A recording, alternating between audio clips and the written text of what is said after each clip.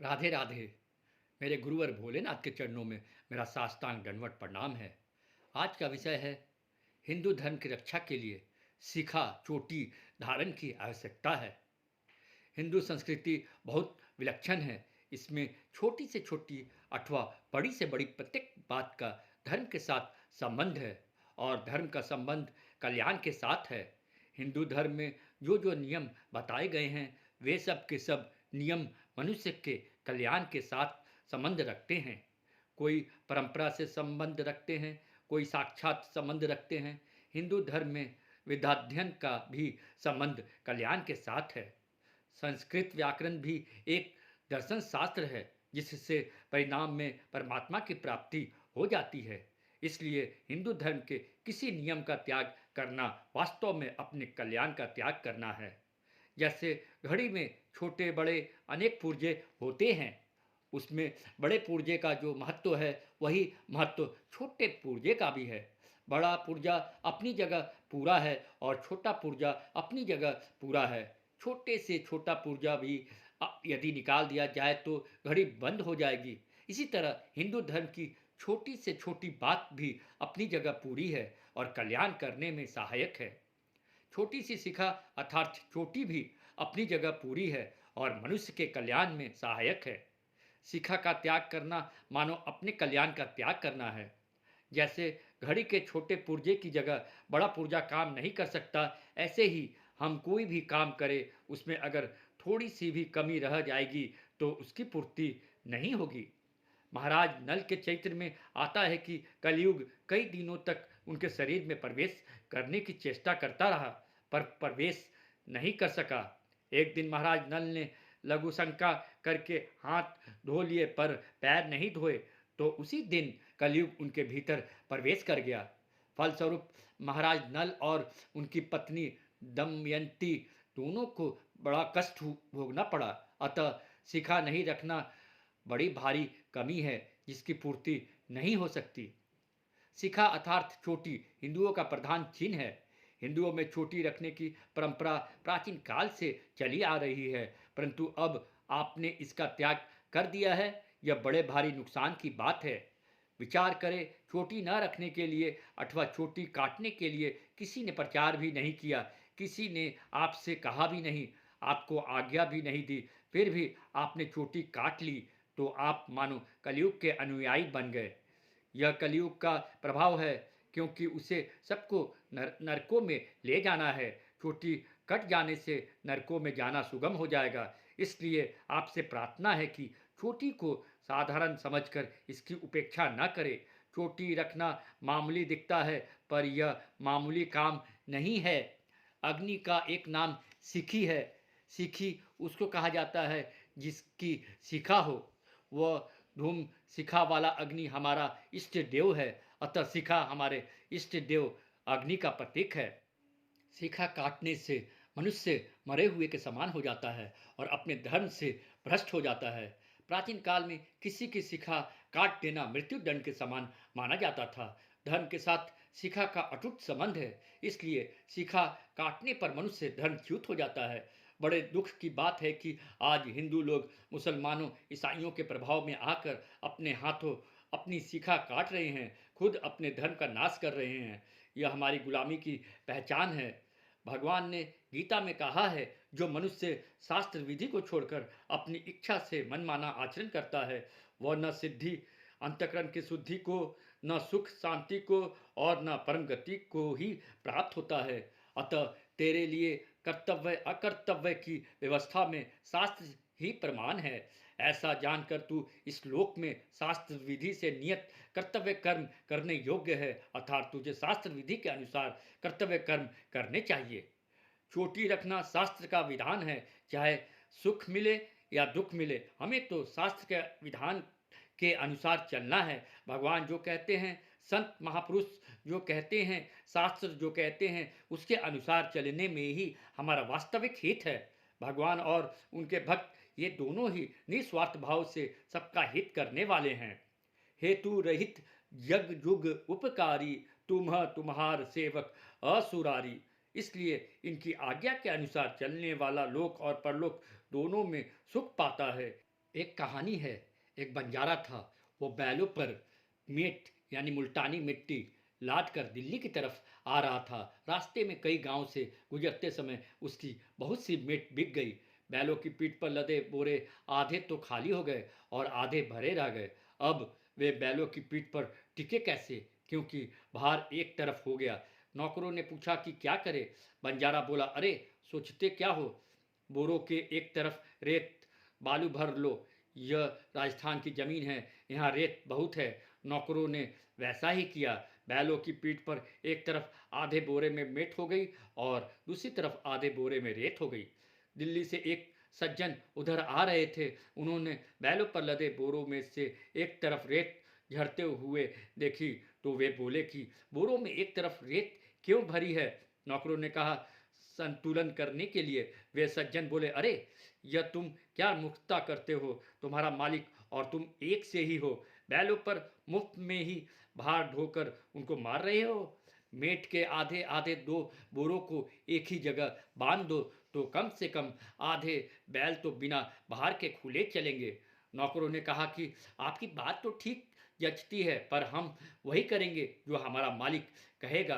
तुम जाकर हमारे मालिक से यह बात कहो और उनसे हमें हुक्म दिलवाओ। वह मालिक बंजारे से मिला और उससे बात कही। बंजारे ने पूछा कि आप कहाँ के हैं, कहाँ जा रहे हैं। उसने कहा कि मैं भिवानी का रहने वाला हूँ, रुपए कमाने के लिए दिल्ली गया था, कुछ दिन वहाँ रहा, फिर बीमार हो गया। जो थोड़े रुपए कमाए थे वे खर्च हो गए, व्यापार में घाटा लग गया, पास में कुछ रहा नहीं, तो विचार किया कि घर चलना चाहिए। उसकी बात सुनकर बंजारा नौकरों से बोला कि इनकी सम्मति मत लो, अपने जैसे चलते हैं वैसे ही चलो। इनकी बुद्धि तो अच्छी दिखती है पर उसका नतीजा ठीक नहीं निकलता। अगर ठीक निकलता तो ये धनवान हो जाते। हमारी बुद्धि भले ही ठीक ना दिखे पर उसका नतीजा ठीक होता है। मैंने कभी अपने काम में घाटा नहीं खाया। बंजारा अपने बैलों को लेकर दिल्ली पहुंचा। वहां उसने जमीन खरीद कर मेट और रेत दोनों का अलग अलग ढेर लगा दिया और नौकरों से कहा कि बैलों को जंगल में ले जाओ और जहाँ चारा पानी हो वहाँ उनको रखो। यहाँ उनको चारा खिलाएंगे तो नफ़ा कैसे कमाएंगे। मेट बिकनी शुरू हो गई। उधर दिल्ली का बादशाह बीमार हो गया। वैद्य ने सलाह दी कि अगर बादशाह राजस्थान के धोरे रेत के टीले पर रहें तो उनका शरीर ठीक हो सकता है। रेत में मनुष्य को निरोग करने की शक्ति होती है, अतः बादशाह को राजस्थान भेजो। राजस्थान क्यों भेजो, वहाँ की रेत यहीं मंगा लो। ठीक है, मंगा लेते हैं। रेत लाने के लिए ऊँट भेजो। ऊँट क्यों भेजें, यहीं बाजार में रेत मिल जाएगी। बाजार में कैसे मिल जाएगी, अरे दिल्ली का बाजार है, यहाँ सब कुछ मिलता है। मैंने एक रेत का ढेर लगा हुआ देखा है। अच्छा तो फिर जल्दी रेत मंगा लो। बादशाह के आदमियों ने जाकर बंजारे से पूछा कि रेत क्या भाव है। वह बोला कि चाहे मेट खरीदो चाहे रेत खरीदो, एक ही भाव है, दोनों बैलों पर बराबर तुल कर आए हैं। बादशाह के आदमियों ने वह सारी रेत खरीद ली। अगर बंजारा दिल्ली से आए हुए उस सज्जन की बात मानता तो ये मुफ्त के रुपए कैसे मिलते। इससे सिद्ध हुआ कि बंजारे की बुद्धि ठीक काम करती थी। इस कहानी से यह शिक्षा लेनी चाहिए कि जिन्होंने अपनी उन्नति कर ली है, जिनका विवेक विकसित हो चुका है, जिनको तत्व की प्राप्ति हो गई है, ऐसे संत महात्माओं की बात मान लेनी चाहिए, क्योंकि उनकी बुद्धि का नतीजा अच्छा हुआ है। उनकी बात मानने से ही हमारा लाभ है।